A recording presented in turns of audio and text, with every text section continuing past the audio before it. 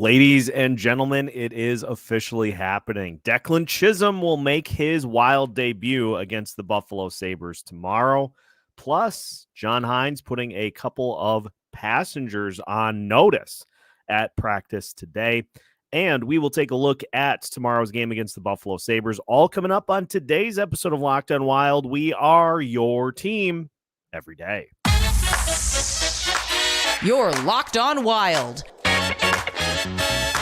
your daily podcast on the Minnesota Wild. Part of the Locked On Podcast Network, your team every day. Hey, this is Brandon Duham, and this is Locked On Wild. What is happening, everybody? Welcome into another episode of Locked On Wild, your daily Minnesota Wild podcast. Part of the Locked On Podcast Network, your team every day. Thank you, as always, for making Locked On Wild your first listen each and every day. Make sure you subscribe on YouTube and your favorite podcast platform so you don't miss out on any new episodes throughout the week.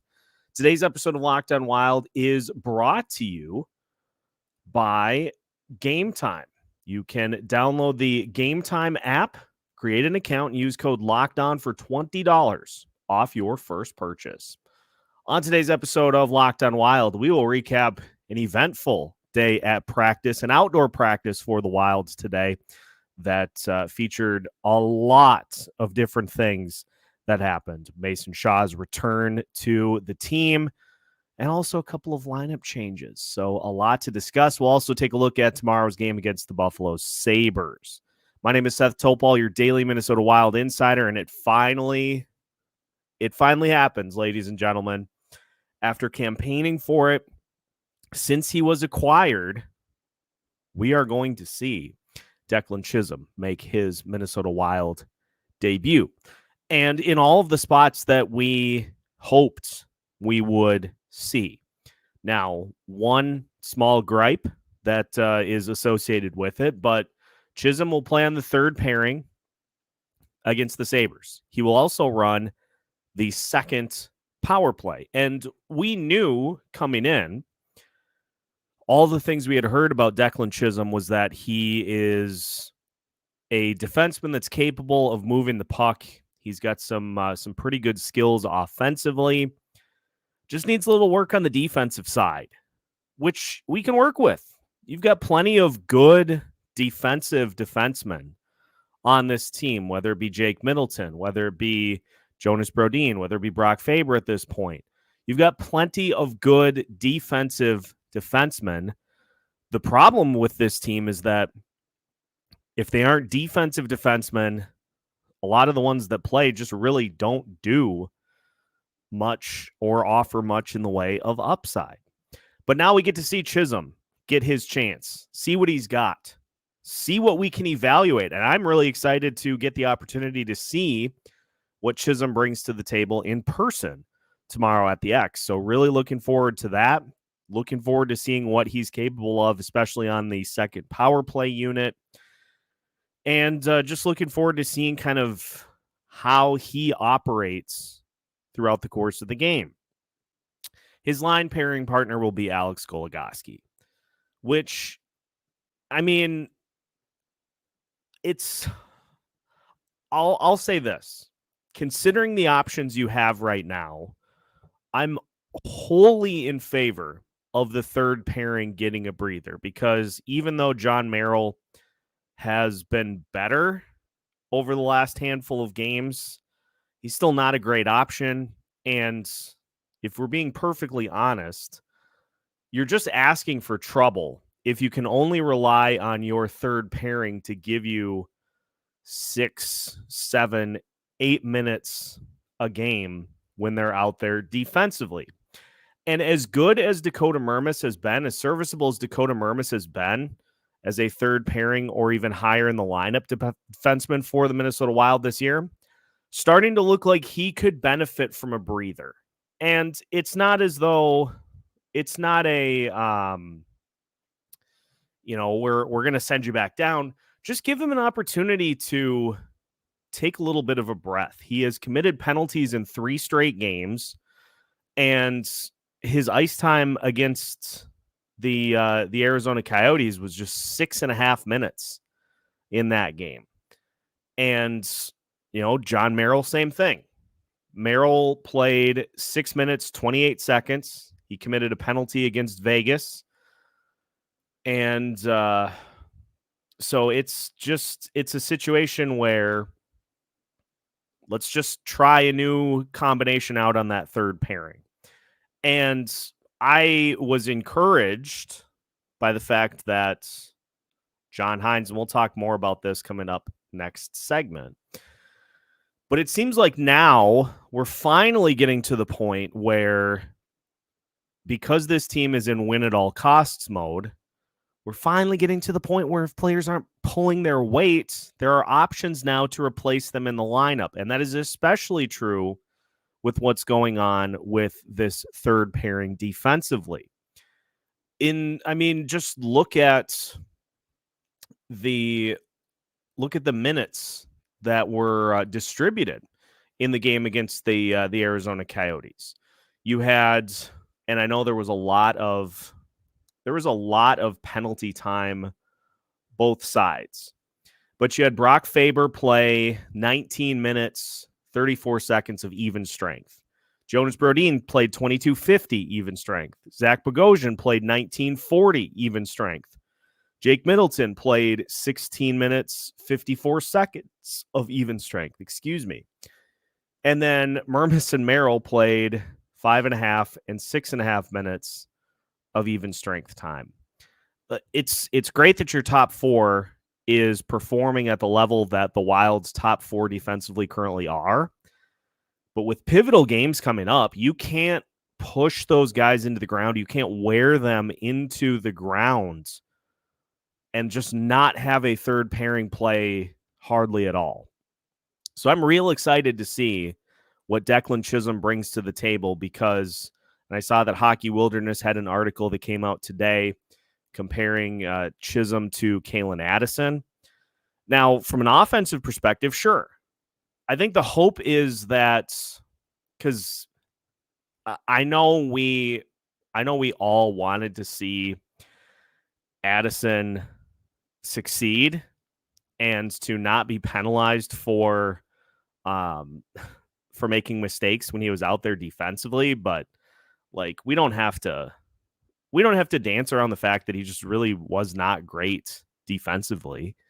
So if Chisholm can adapt, if he can adapt to his teammates and even shows a little promise defensively, it's not that you have to be just this world beater defenseman, this all-world, all-NHL Norris Trophy caliber defenseman. Just show the ability to be mindful of your surroundings, as Liam Neeson said in episode 1 of Star Wars. Be mindful of your surroundings. Be mindful of what's going on during the game.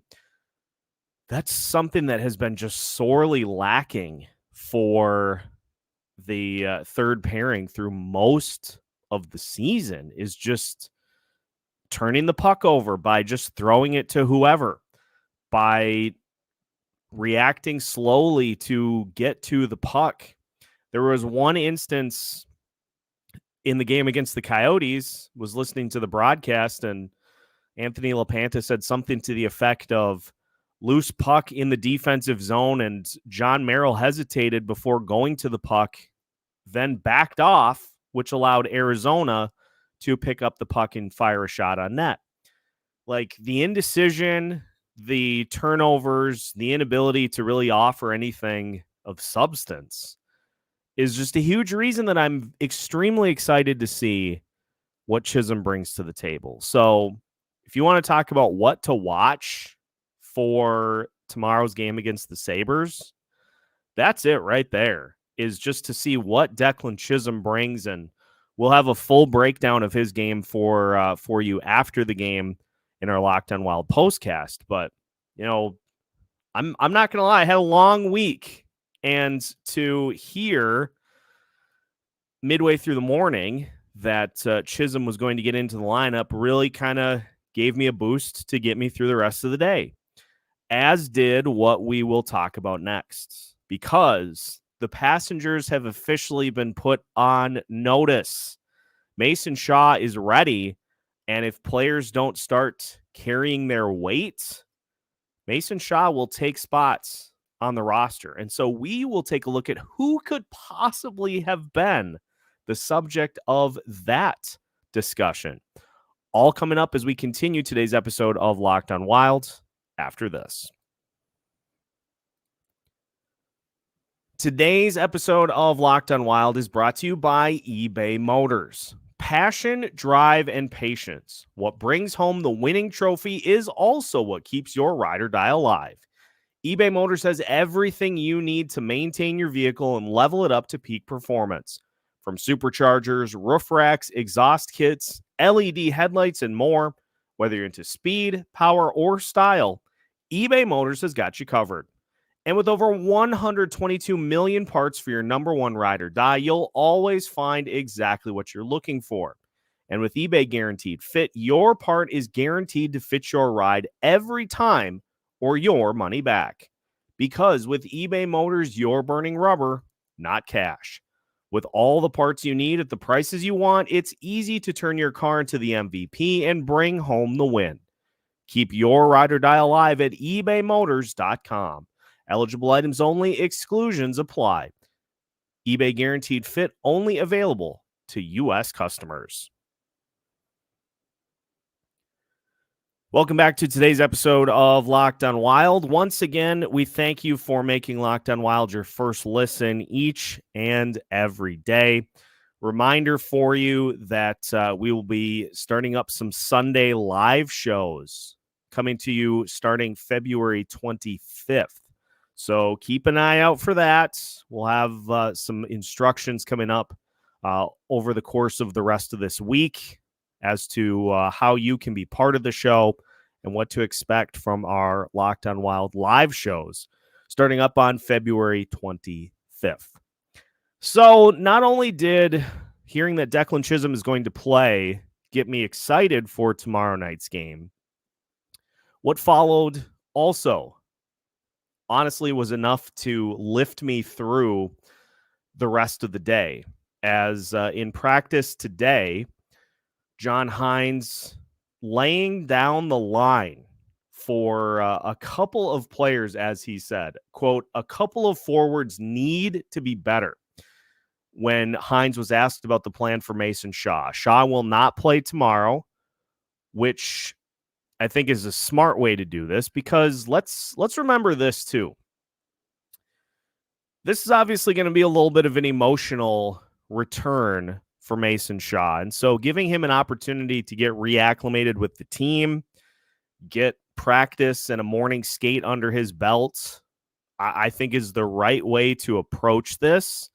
The team has been winning, yes. So there isn't a huge urgency per se to make lineup changes, but the bar has been set.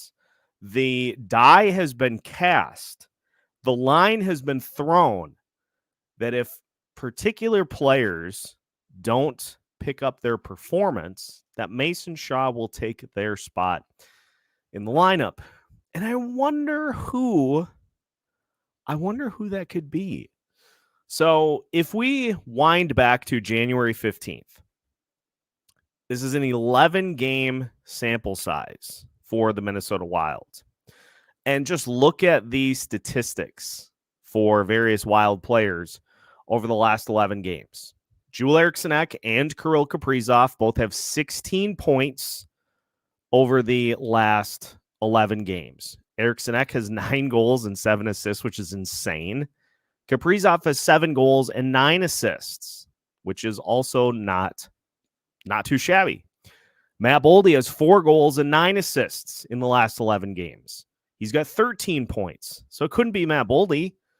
Brock Faber has 13 points in the last 11 games, 2 goals, 11 assists. So it couldn't be Brock Faber. Matt Zuccarello has 3 goals, 7 assists, and 10 points in the last 11 games. So it couldn't be Zuccarello. Brodin's got 7 points. Marcus Foligno is obviously hurt right now. Marco Rossi and Ryan Hartman both have 5 points, 2 goals, and 3 assists apiece, so it couldn't be those two. Jake Middleton has 2 goals, 2 assists. He's got 4 points in the last 11 games. Couldn't be him. Zach Bogosian even has 4 points in the last 11 games. Plus, he's not a forward. So none of these defensemen, they're not forwards. You're not taking your top forward defensively out of the lineup for any reason. Here are the names that could be on watch. Now, as mentioned, Pat Maroon is hurt. Vinny Lettieri just came back from injury. He has 2 points in his 4 games since returning to the lineup. Connor Dewar has a goal and an assist since returning to the lineup. And actually, I think the goal for Dewar came before he got hurt, and then he came back into the lineup. Here are the players that are at risk, I think, for potentially coming out of the lineup.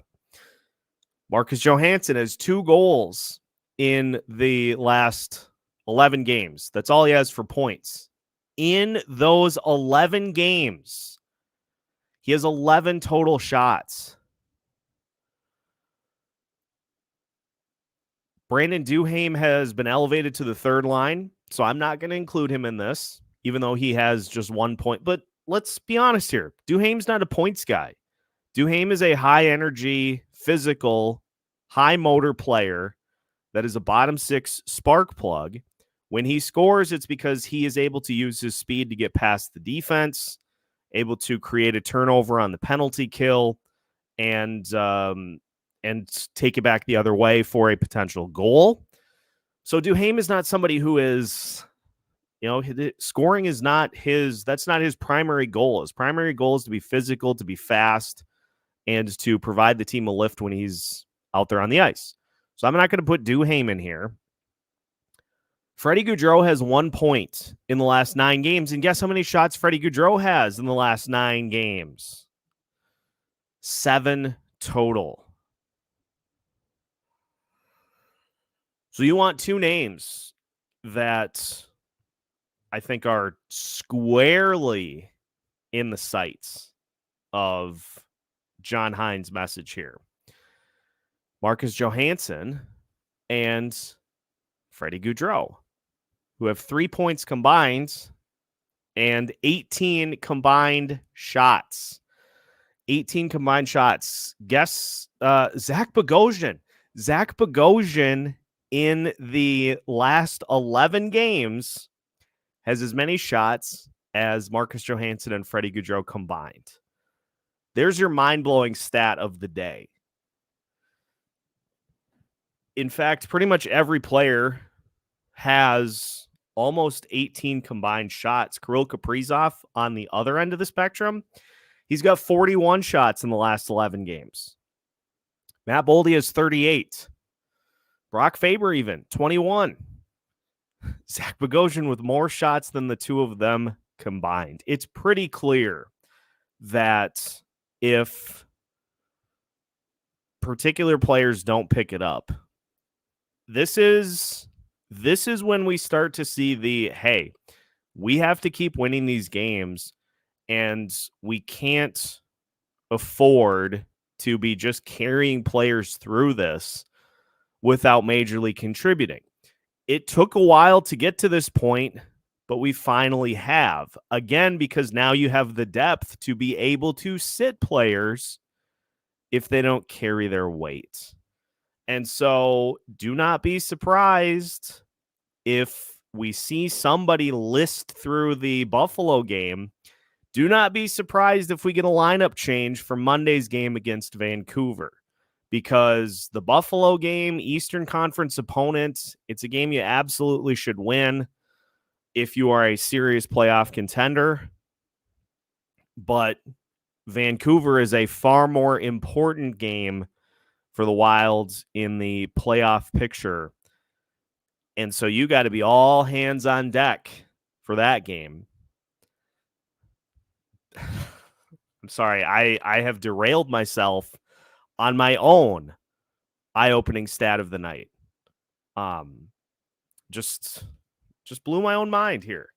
And we talked about, Johansson in particular in the game against Arizona, finding his way through that game without anything even remotely tangible in the statistical department.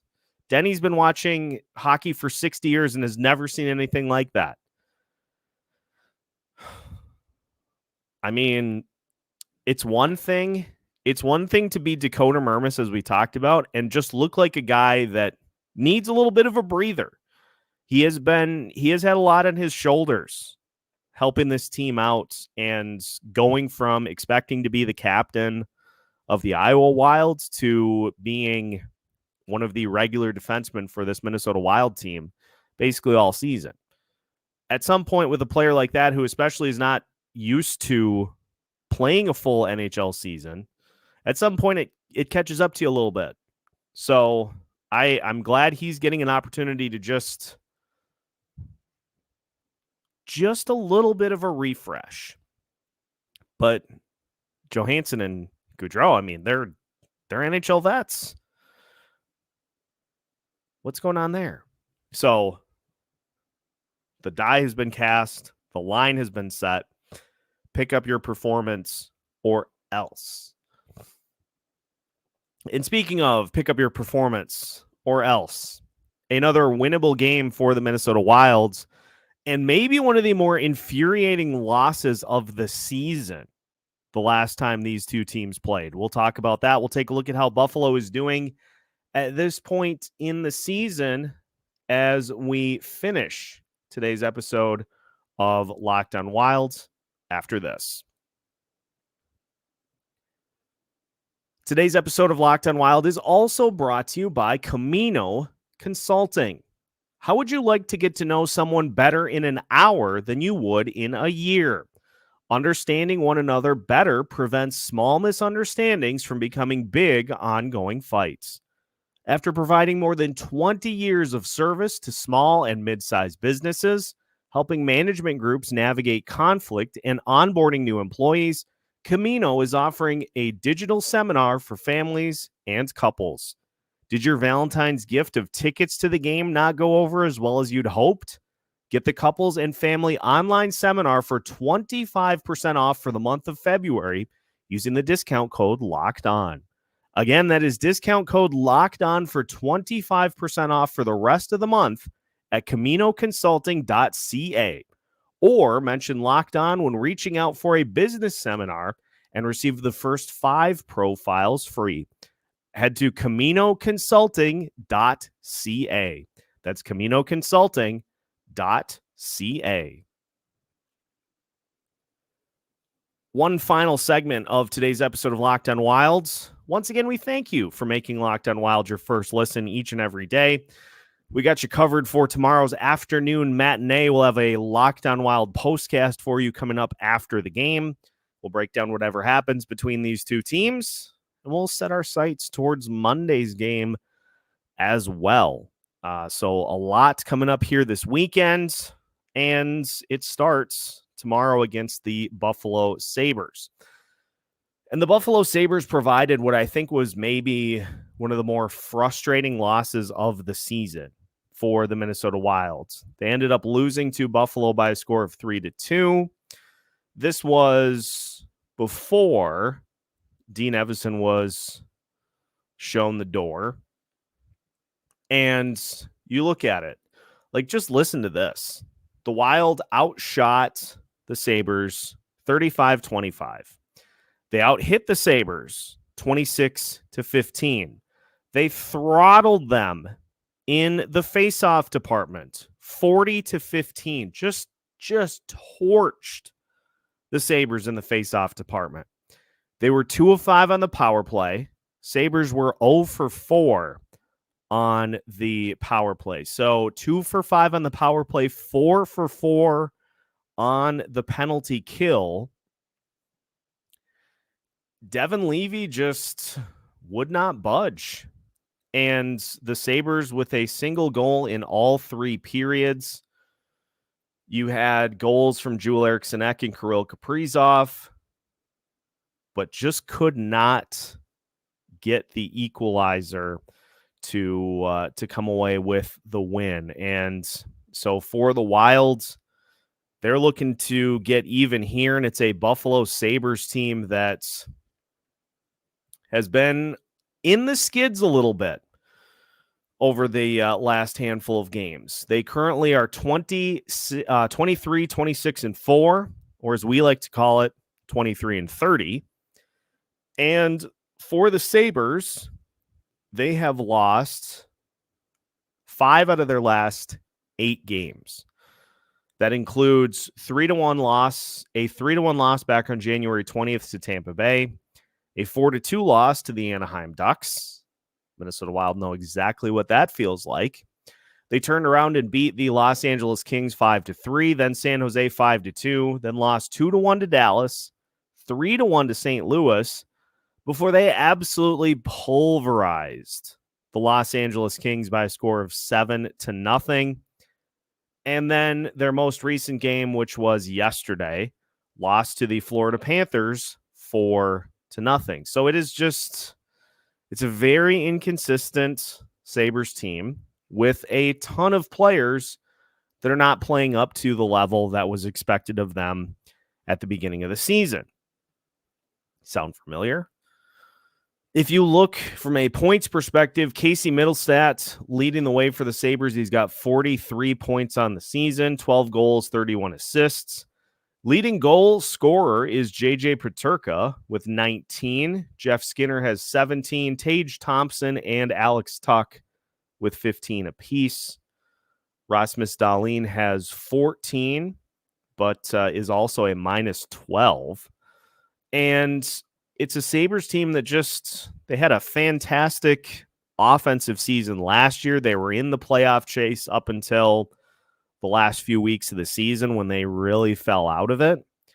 But I think the most eye-opening thing is the offensive breakthrough that Jordan Greenway is having for the Buffalo Sabres this season. He had 4 goals for Buffalo last year after he was traded for a second-round pick. How Bill Guerin convinced the Buffalo Sabres to give a second-round pick for Jordan Greenway is beyond me. But you look at what Greenway is doing this season. He has scored 8 goals in 41 games. That is tied for the third highest output of his entire career in just 41 games. He has 9 assists, which is not near his most from an assist standpoint.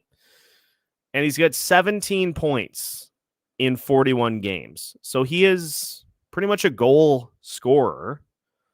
That's about all he is offering for the Buffalo Sabres this season. And if you look at what Greenway has done recently, he has scored 2 goals and has an assist. He's got 3 points in the month of February.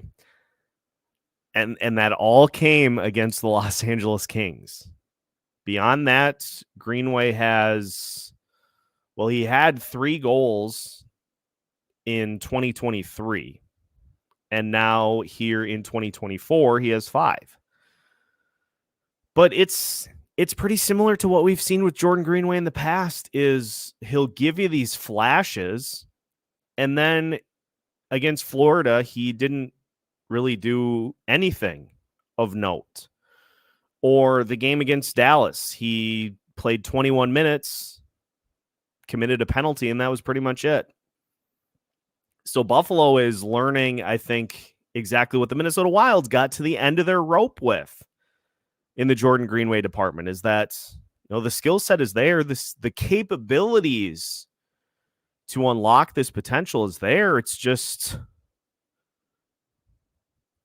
what is going on between the ears is, I think, the big thing for Jordan Greenway. Now, from a goalie perspective, Ukko-Pekka Luukkonen has made the most starts for the Sabres this year. He's 13-13-2, 2.51 goals against average, .913 save percentage. And for Pekka Luukkonen, if he ends up being the one that starts for the Sabres tomorrow, he is 1-2 here in February with a 1.69 goals against average and a 944 save percentage. He was the beneficiary of 7 goals in that 7-0 win against the Los Angeles Kings. Stopped all 33 shots that he faced. So he's playing well. It's just he gave up 3 goals against St. Louis. The Sabres lost 3-1. He gave up 2 goals to Dallas. Sabres lost 2-1. So he has been on a nice little roll. It's just the Sabres can't score any goals. So if that is who ends up being in nets, it's like any other time, though. Like, it's funny how we made a diligent effort to try to do keys to the game at the beginning of the season. And you get a handful of games into the year and you're like, the keys don't change. It's like if you either challenge the goalie or don't, that can impact if you win or lose. If you score the first goal or don't, that can be the difference between winning and losing too.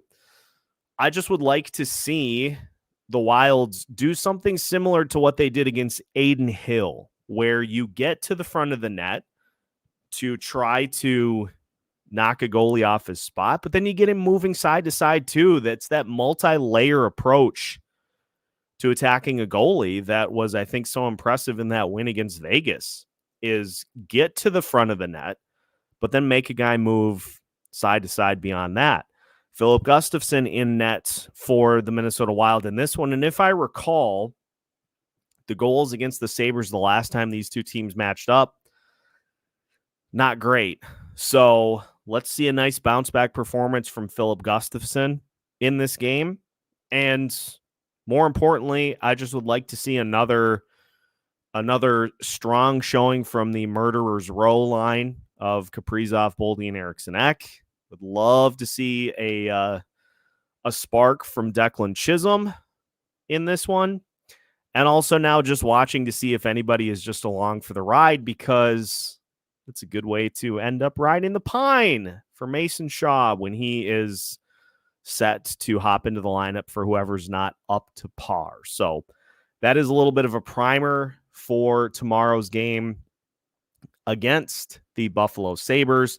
I will throw in as well, from a special teams perspective, the Buffalo Sabres power play is at 14.4% so far this season. Their penalty kills at 79.8. The Wild at 20.6 on the power play and 74.7 on the penalty kill.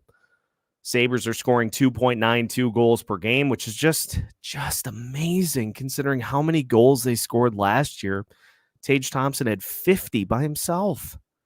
The Wild are scoring 3 goals per game, giving up 3.23. Sabres are at 3.08 against. Oh, and both of these teams are penalized a lot. 506 penalty minutes for the Sabres, 620 for the Minnesota Wild. So we'll see how things all play out. We've got you covered from the XL Energy Center tomorrow. Keep an eye on Declan Chisholm and the Murderers Row line for the Minnesota Wild. Make sure to join us after the game for a Locked On Wild postcast. Make sure to hit the like button as you head out for the night. And make sure to subscribe if you have not already so that you don't miss out on any new episodes throughout the week. Locked On Wild has you covered with episodes like these, plus live shows and Locked On Wild postcasts. You can find all of it by subscribing to Locked On Wild.